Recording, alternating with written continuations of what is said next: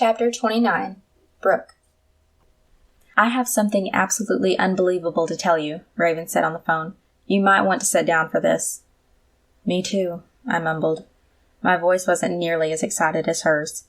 How would I tell her that Peter almost attacked me? Would she tell me to run for the hills too?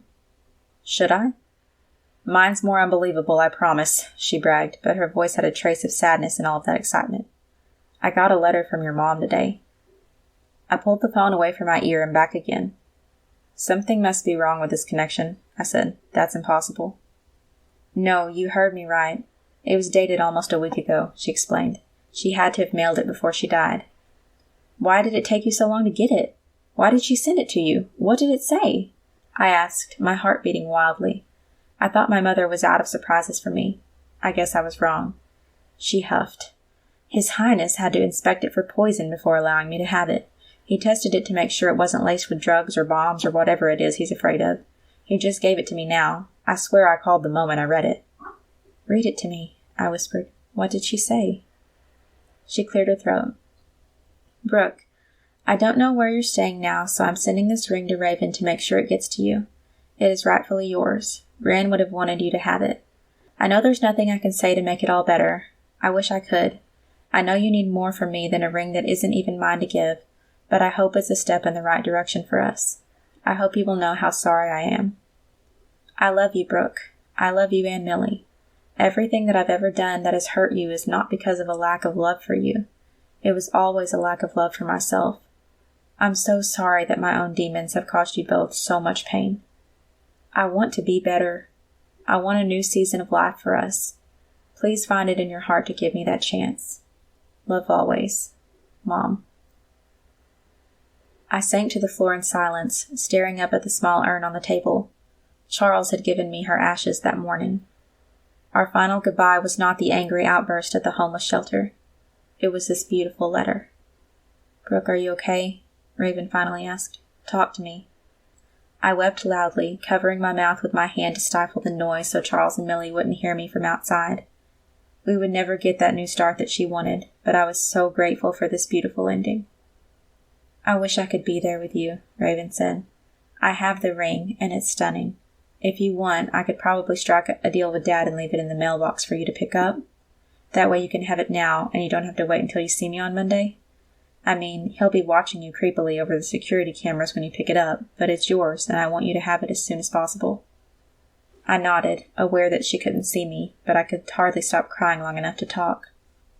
"That awful man stole Gran's ring from me when he stole my money," I explained through my sobs. "She had to have stolen it back from him, or done something equally terrible to get it back." Fear shuddered through me as I remembered the look in his vacant eyes. What had my mother done to get the ring back? Why had she done something so risky? For me? "She really loved me, didn't she?" I asked.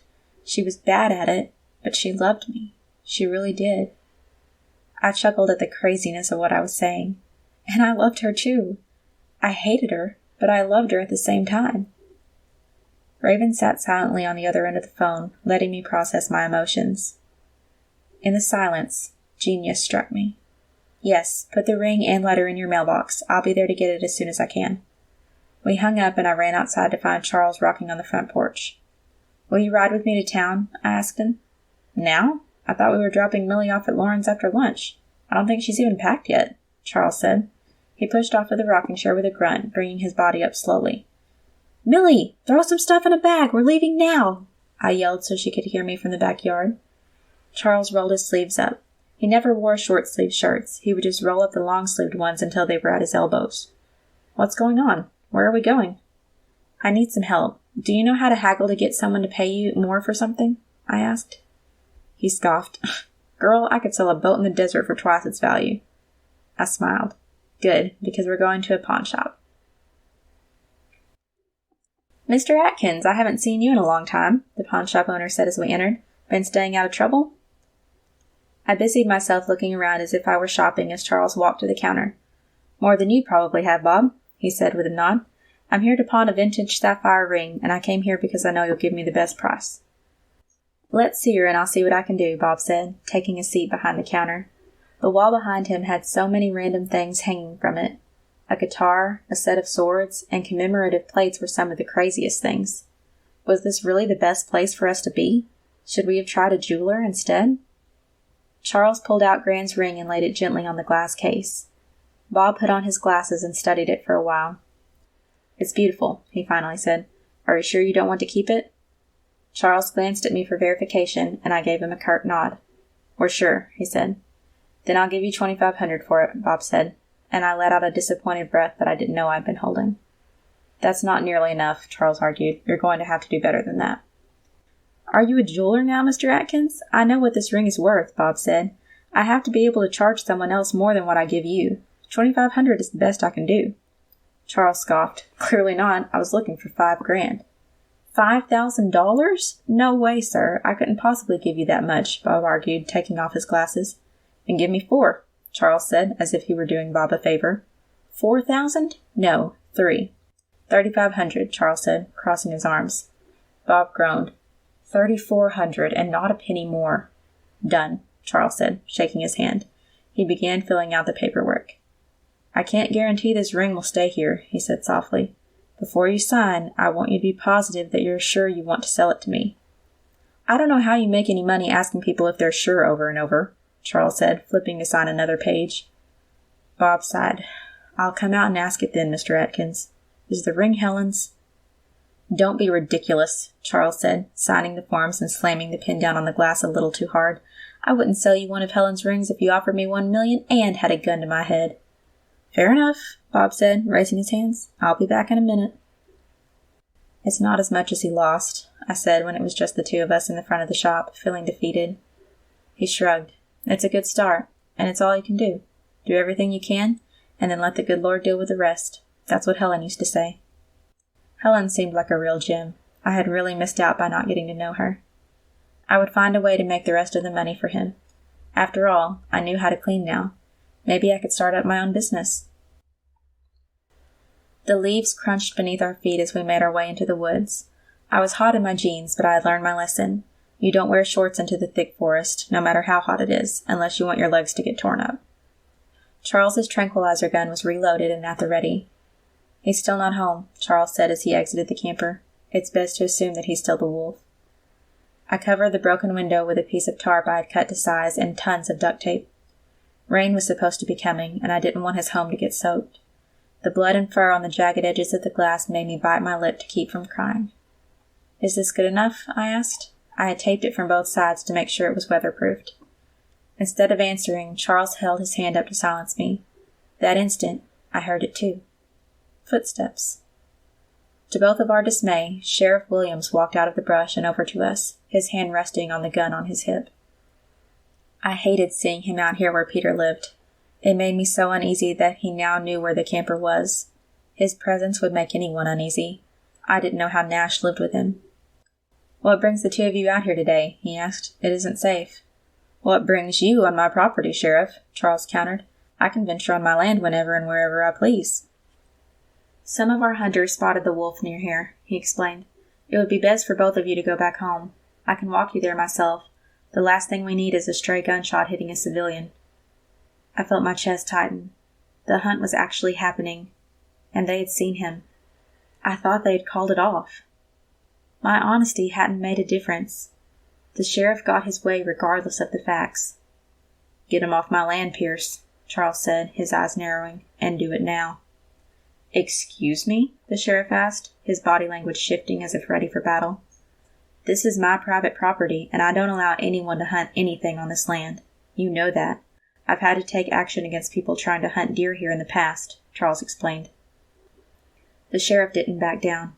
"And we respected that, Mr. Atkins, but this is a public nuisance. He attacked 2 of our citizens, and justice needs to be served. We honestly tried to herd him onto government territory, but he seems to be attracted to your parcel of land. We can't help it if—" "Sheriff Williams," Charles interrupted, "you get every last hunter off of my land, or I'll do it myself." "Is that a threat, sir?" The sheriff's face started to turn red in anger, his mustache bristling above his grimace. "Absolutely," Charles said, cocking his gun. "You think they can hunt on my land? Guess what? I can too. I'm going hunting right now." For what I hoped was dramatic effect, Charles started off into the woods. You mean to kill these men for hunting a violent animal. I could cuff you and bring you in now for saying something like that, he threatened, his voice rising. Oh, I won't kill 'em, Pierce. This here's a tranquilizer gun. I'll dart their sorry behinds and drag them to the edge of my property, where they're free to hunt whatever they want. I sure hope that wolf isn't looking for revenge, 'cause if he is, I'll be serving it on a silver platter. A gunshot pierced the serenity of the forest, and Charles started off in that direction instead. Determination shone on his wrinkled face. He would shoot the hunter with his tranquilizer gun or get shot in the process. He didn't seem to care either way. The sheriff narrowed his eyes at me, as if it should be my responsibility to rein in the old man, and pulled out his walkie-talkie. Abort the hunt, all men back to City Hall, he said, his voice stiff and gruff. No questions or arguments, do it now. Charles turned around and cheerfully returned to my side. Good man. Now kindly remove yourself as well, sir. I don't like visitors, so don't come back without a warrant. The sheriff visibly shook. This isn't over, you hear me? That wolf needs to be put down for the safety of this town, and I intend to see it happen. Charles shrugged as if this weren't the issue. Fine by me, but don't do it on my property, or I'll press charges for trespassing. If you get attacked by the wolf, don't expect any sympathy from me, the sheriff said as he turned on his heel to leave. And I'd stay away from that rust-stricken pile of junk if I were you. Surely you can afford a decent camper to replace it. Charles turned and winked at me as the sheriff exited our woods. No more gunshots were heard. Would you really have shot them? I asked as soon as I was sure the sheriff was out of earshot. He scoffed. Of course I would have, girl. It would have done them good to have some healthy consequences. They would have woken up later and been fine anyway. I should go after them with my compound bow. That'd really teach them a lesson. You sure have a lot of weapons for someone who hates hunting, I observed. He laughed. I don't hate hunting. I hate stupid people with weapons. Besides, I wouldn't be strong enough to pull my bow back anymore, and I doubt your scrawny arms could do it either. We'll have to stick with this. He patted the tranquilizer gun. So what do you want to do, girl? Run down those morons and try to dart 'em, or find my favorite tree to put your care package on? He asked. The tree, I said with a smile. You have a favorite one we should put it on? He nodded and led the way. As he got older, he understood the forest better. I didn't have to put them everywhere and hope he would find one. Instead, I was able to slowly train him to go to certain trees to look for it. He scratched his head. Or maybe he trained me to put them on certain trees. It's hard to say. I chuckled. Fair enough. What if someone else finds it? That's a risk we have to take, but it's our best shot. The hunters shouldn't be nosing around here anymore, and it's better than putting it in the camper, where he was already robbed. Here it is, he said, stopping in front of an old pine tree. If you look closely, you can see where I've stapled it in the past. My eyes followed his finger to see what he meant. So, this hurts the tree? He nodded. It's a small wound, but yes. I unpacked the care package and staple gun. When you staple it, do it above the closure here on the bag, but get it as close to it as you can. You want to make sure it holds up without tearing, but you also don't want to make everything inside vulnerable to the elements. My eyes widened. What do you mean, when I staple it? You're not going to do it? Why would I need to do it? It's your package to him, and I told you how to do it on your own, he argued. Now try. I gritted my teeth. Gran would have done it for me. Charles expected more of me. He empowered me. He also infuriated me. You've done it 1,000,000 times before, I spouted back. Can't you just do it this time? Brooke, stop stalling and do it, he said, equally exasperated with me. I rolled my eyes and did my best, careful to follow his instructions. See, you did it perfectly. My old shaky hands couldn't have done it that good, he said, patting me on the back. I smiled in pride. I did do a good job, didn't I? You did. Girl, don't ever forget how teachable you are. It's a rare trait. You may not know how to do everything, but you have the ability to learn how to do anything. Thank you, I said, my voice quivering. Thank you for pushing me and for believing in me. Tears started streaming down my cheeks.